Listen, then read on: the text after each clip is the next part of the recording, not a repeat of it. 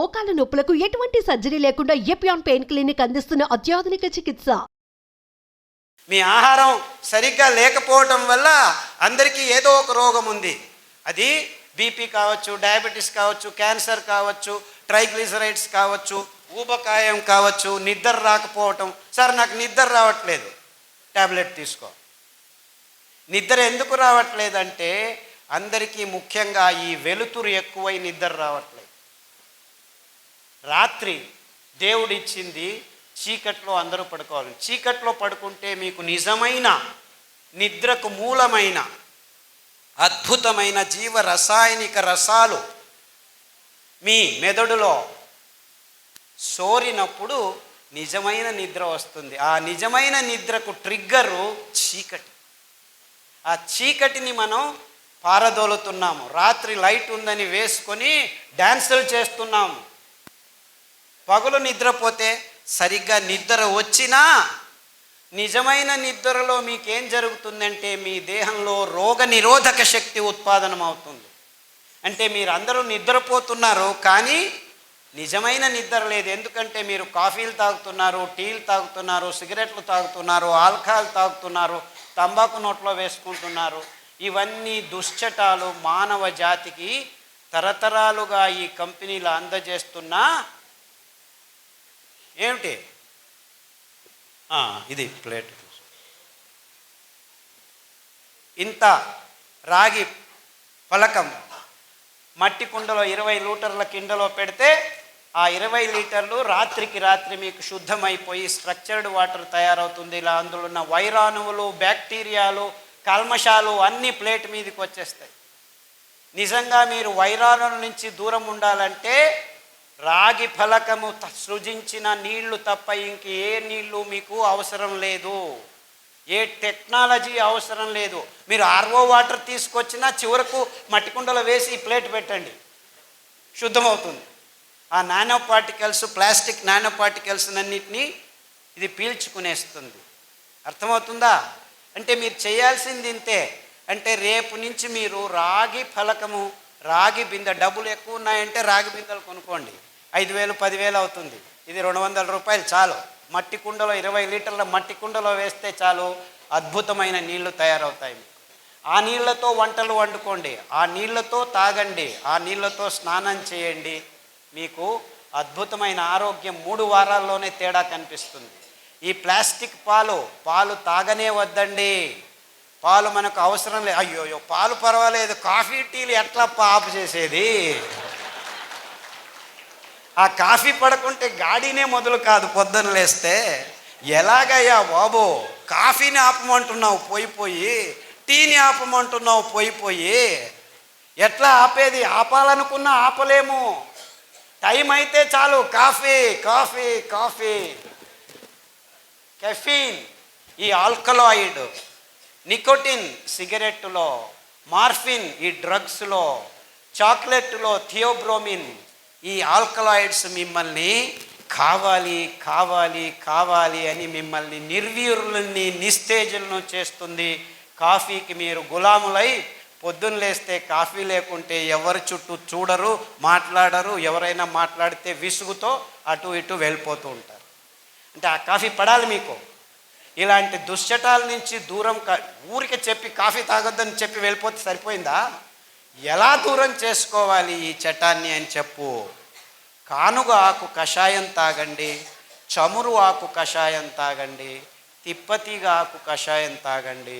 6 వారాల్లో మీకు కాఫీ అవసరం లేదు అనిపిస్తుంది. 6 నెలల్లో డ్రింక్స్ అవసరం లేదు అనిపిస్తుంది. 3 నెలల్లో సిగరెట్ను దూరం చేయొచ్చు. కానుగ ఆకు, నేను ఉత్తర కర్ణాటకలో ఇలాగే ప్రయాణం 4-5 రోజులు చేసేవాడిని, 100 కిలోమీటర్లు. ఆ డ్రైవరు ప్రతిసారి అలా నిలిపేది, నోట్లో పెట్టుకునేవాడు తంబాకు. 2 రోజులు చూసిన తర్వాత చివరికి కారు ఆపించి అక్కడ కానుగ చెట్టు అదే ఉంటుంది, రోడ్డు మీద ఉండేది. నాకెందుకు అని, తీసుకురా బాబు అని చెప్పి ఆ కానుగాకును తెప్పించి కడిగేసి నీళ్ళతో, తామ్రద పాత్ర నా దగ్గర ఎప్పుడు చెంబు ఉంటుంది ప్రయాణం చేసినప్పుడు, ఆ నీళ్ళతో కడిగి ఆ తంబాకు బదులు కానుగాకు నోట్లో పెట్టాను. 2 సార్లు చేస్తే 3వ సారి వాడు తంబాకు బదులు కానుగాకు పెట్టుకుని ఆ రసాన్ని పీలుస్తూ 6 రోజుల్లో తంబాకు నుంచి అప్పుడే వాడికి నోట్లో క్యాన్సర్ వచ్చింది. 6 వారాల్లో ఆ గాయం బాగైపోయింది. అంటే ఆ కానుగ ఆకు కషాయంలో ఇలాంటి దుశ్చటాల్ని దూరం చేసే గుణం ఉంది. అదే రీతి చమురు ఆకు, అదే రీతి తిప్పతీగ ఆకు. సో 1 వారం కానుగ కషాయం, 1 వారం తిప్పతీగ కషాయం, 1 వారం చమురు ఆకు కషాయం మీరు వరుసగా క్రమం తప్పకుండా 9 వారాలు తాగితే పడిగడుపున కాఫీలు అందరూ ఏం చేస్తారు, టిఫిన్ బాగా లాగించి కాఫీ తాగుతారు. ఇప్పుడు మీరు లాగించే ముందు కషాయం తాగండి. ఎందుకంటే మొత్తం మీ పచననాళంలో అక్కడికక్కడ పీల్చుకొని మీ రక్తంలోకి ఈ అద్భుతమైన పరమాణువులు వెళ్ళి మీ నరాల దౌర్బల్యాన్ని, ఆ నిస్తేజాన్ని, నిర్వీర్యాన్ని మీ దేహం నుంచి దూరం చేయాలంటే ఇంత సింపుల్గా ఉంది సొల్యూషన్. కానీ మీరు ఈ దూరం కావాలి అనేది మీ మనసులోకి రావాలి. ఆ దూరం చేసుకోవాలి అనుకుంటే చాలు, దేవుడు ప్రకృతిలో అద్భుతమైన పదార్థాలను ఇచ్చాడు. మీకు ఆరోగ్యాన్ని ప్రసాదించే అద్భుతమైన కానుగ చెట్టు మన దేశంలో ఎక్కడంటే అక్కడ పెరుగుతుంది. చమురు చెట్టు గింజలు పడేస్తే మీరు చూడకుండానే చమురు చెట్లు పెరుగుతాయి. ఎవరు ఏమీ చేయాల్సిన పని లేదు, 1 పైసా ఖర్చు లేదు. తిప్పతీగ తెలుసా మీకు అది ఎలా పెరుగుతుందో? అమృత బల్లి అంటారు దాన్ని. అంటే మీరు అది వద్దు చీ అని పారేసి చించి పడేసి పైన ఆ గోడ మీద కట్టేయండి. ఆ గోడ మీద కట్టండి. 3 వారాల తర్వాత చూడండి, ఇలాంటి భయంకరమైన కాంక్రీట్ ఉన్న రూములో కట్టినా కానీ మీరు ఏమీ చేయకుంటే 3 వారాల్లో అది వేరు వదిలి మెల్లిగా వెళ్ళి మన్నును గర్తించి అక్కడ ఆకు మొదలు పెడుతుంది. అంటే మీరు చంపినా చచ్చింది అనుకున్నా 3 వారాల్లో మళ్ళా జీవాన్ని వస్తుంది. అందుకే దాన్ని అమృత బల్లి అంటారు సంస్కృతంలో. అదే తిప్పతీగ, అది మీకు అమృతంలాగా పనిచేస్తుంది అన్నమాట. ఆ ఆకు కషాయం అమృత బల్లి. ఈ ఆకుల కషాయాలు మీ దేహంలో నవచైతన్యాన్ని పుట్టిస్తాయి. అలాంటి కోవకు చెందిందే పునర్నవ అని ఇంకొక ఆకు ఉంది. అది తెల్ల గలిజేరు, అటుకు మామిడి ఆకు, ఎర్ర గలిజేరు అని మన వాళ్ళు వైపు ప్రాంతాల్లో పిలుస్తారు. ఆ ఆకు కషాయం తాగితే మీ కిడ్నీలో డయాలసిస్కి వెళ్ళిపోతున్నారు కదా, క్రియాటినిన్లు ఎక్కువయ్యే వాళ్ళందరినీ వరుసగా మళ్ళా క్రియాటినిన్ 1కి తీసుకురావచ్చేదానికి ఈ పునర్నవ కషాయం, కొత్తిమీర కషాయం, రణపాల ఆకు కషాయం మీరు 3 వారాలు 9 రౌండ్లు చేస్తే క్రియాటినిన్ 8, 9, రేపు డయాలసిస్కి పోవాలి అని వచ్చిన వాళ్ళు 100 మంది 1000 మంది నా యూట్యూబ్ లెక్చర్స్ విని క్రియాటినిన్ మళ్ళా 1కి వచ్చింది సార్ నాకు 6 నెలల్లో, అరికలు సామలు తిన్నాము, ఈ కషాయాలు తాగాము అని ఫోన్ల మీద ఫోన్లు చేస్తూ ఉంటే అప్పుడప్పుడు నాకు తలకు కొద్దిగా వెర్రెక్కుతుంది. అబ్బో ఇంత మంచి పనులు చేస్తున్నానా అని. నేనేమీ చేయట్లేదురా పిచ్చోడా, అవి చేసేది ఆ తీగలు, ఆ కషాయాలు, ఆ అరికలు, ఆ సామెలు, వీటన్నిటినీ పుట్టించింది ఆ భగవంతుడు. అద్భుతమైన పదార్థాల్ని ఆయా దేశాల్లో ఆయా జాగాల్లో ఆ నీళ్లకు ఆ మన్నిన రచనకు తగినంత అద్భుతమైన వైవిధ్యమైన పదార్థాల్ని అలా విచ్చలవిడిగా పెంచుతున్నాడు. ఎవరి కోసం? నీ కోసం, నీ చుట్టూ ఉన్న జంతుజాలం కోసం. ఈ అద్భుతమైన చెట్లు తీగలు 100,000 కోట్ల సంవత్సరాల నుంచి ఈ భూమి మీద ఉన్నాయి, పచ్చతనాన్ని కాపాడుకుంటున్నాయి.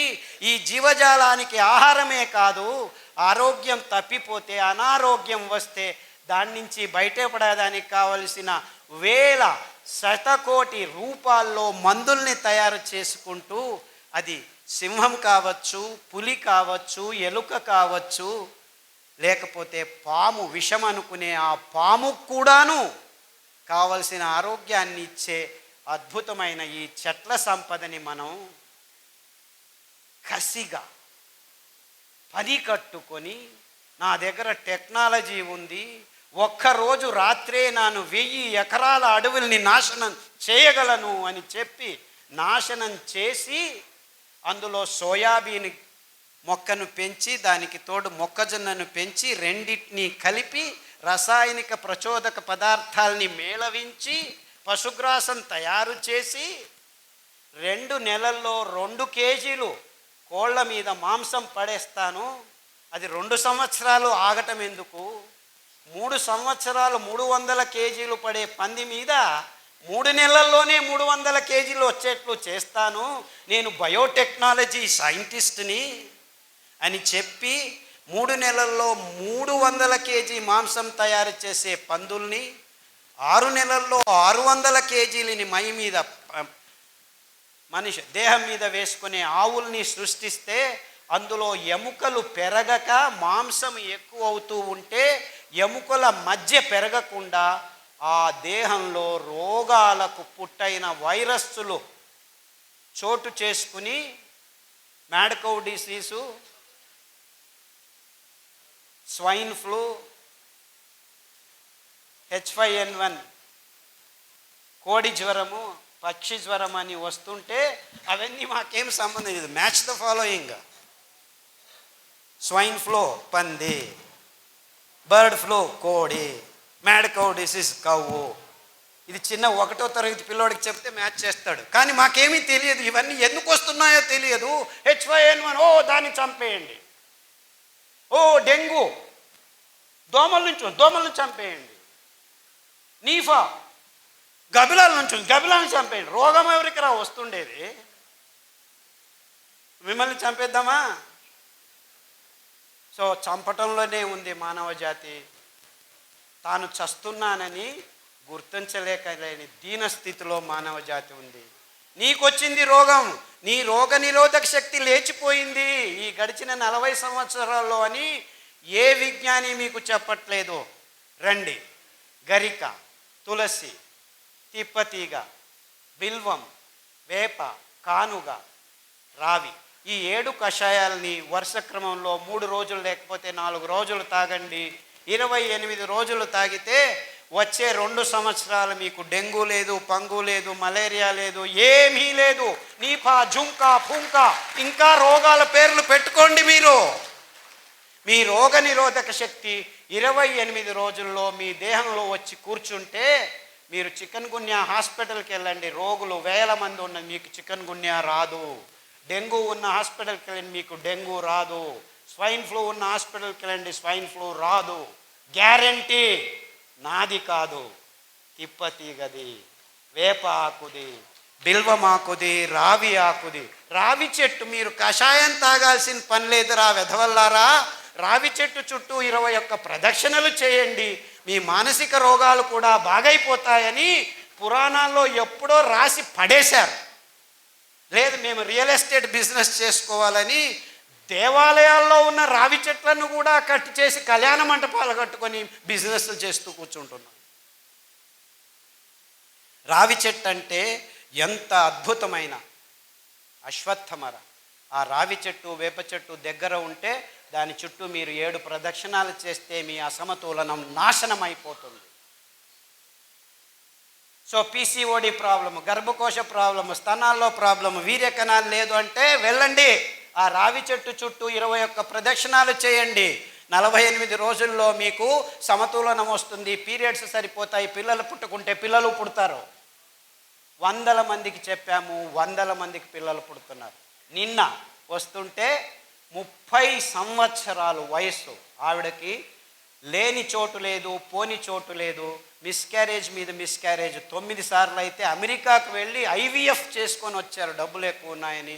ఆ పాప కూడా మిస్క్యారేజ్ అయిపోతే చివరికి ఏమీ చేయలేక దిక్కు తోచక ఉంటే నా లెక్చర్ విని నిజంగా వాళ్ళు రావి చెట్టును వెతుక్కొని కషాయం తాగి దాని చుట్టూ ప్రదక్షిణం చేశాము, మాకు ఇప్పుడు పిల్లోడు పుట్టాడని నిన్ననే ఫోన్ చేశారు.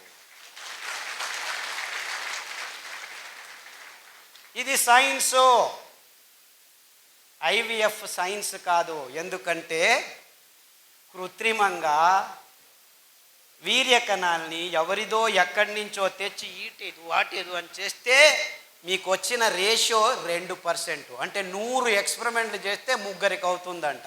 అది ఒక సైన్సా?